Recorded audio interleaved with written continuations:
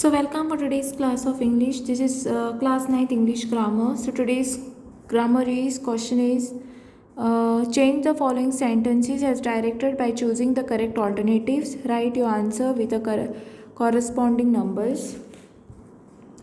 So I'll write down, as soon as it stopped raining we went out. Use no sooner. So here which option will be the correct option? Okay. So which option will be the correct option from yours? So option A is the correct option, that is obviously because no sooner did it stop raining than we went out. Okay.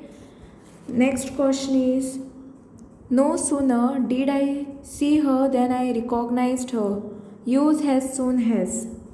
Okay, here also option A is the correct option. Okay.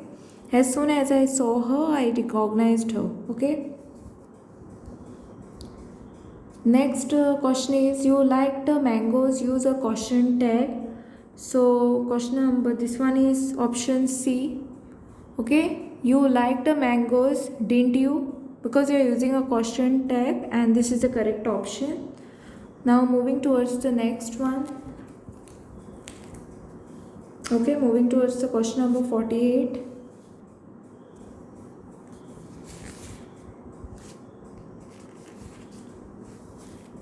So question number 48. Okay, she works hard, use a caution tag.